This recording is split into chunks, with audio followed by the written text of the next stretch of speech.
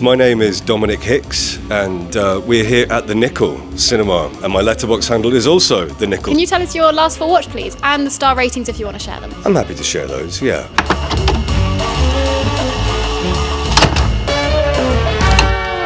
So the last one I watched was Sweet Baby Charlie, aka The Sadist, from 1963, which was a bit of a discovery for me. I was in Tokyo recently in this great video shop called Video Market, and it was a specialist in rare physical media, and I spent hours and hours in there. The owner didn't speak English, I didn't speak Japanese, so we just kind of communicated with like directors' names, like Fulci.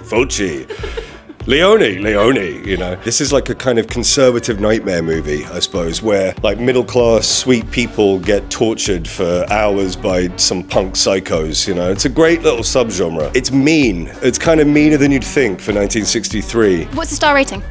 It's a 5-bagger. Sure. 5. It was love at first sight. Number 2 is, and I have this on VHS to demonstrate, okay. Blonde Death from 1984. This is a great little shot on video film from 1984, shot on a home camcorder for $2,000 by an anarchist writer called James Dillinger. Kind of one of the more accomplished versions of these shot on video films, but they were great because they kind of gave people the opportunity to make films who would otherwise not. And this one really like tears ass, to be honest with you. It's kind of a spit in the face of the Reagan era, I suppose. It lights up when you open it up. Oh I mean, God. I know.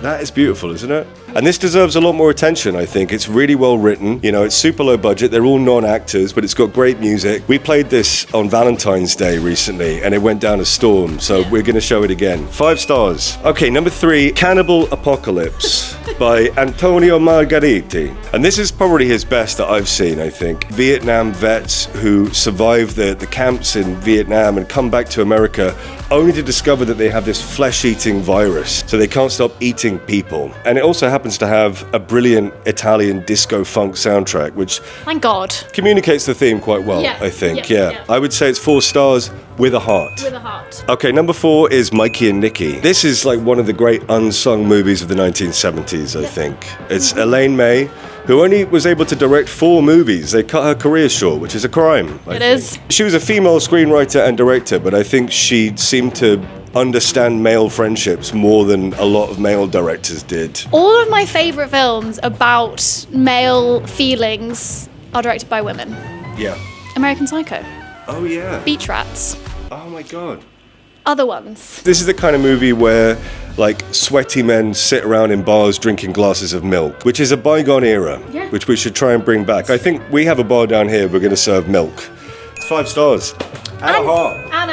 And a heart. That feels like a very good week, a good run of movies. How does it feel in comparison to your usual diet of movies? So this is all I'm digesting at the moment, this kind of B-movie, grindhouse stuff, and I'm not sure what it's doing to my brain. Of late, I've been kind of ploughing through a lot of this stuff, trying to find what we're going to show in June and July, so it's kind of homework, it's fun homework. Yeah. The Nickel is a grindhouse cinema. We specialise in underseen genre films of ill repute, I suppose you could say, rough diamonds. And we're going to be opening here in Farringdon. We have a micro cinema with 35 seats. We're going to show 16mm VHS and digital, and we're going to have this little store here where you can browse film soundtracks and books and DVDs and Blu-rays. And the idea is that we want to build a community of people who are into this kind of stuff, the weirder, the kind of more subterranean films that are out there. We're opening in June. Sweet Baby Charlie is going to be in our June program as it goes. We're definitely going to be showing it. So yeah. June is for the sadists. Sadist summer. That's what Charlie meant when she was like, it's someone else's time.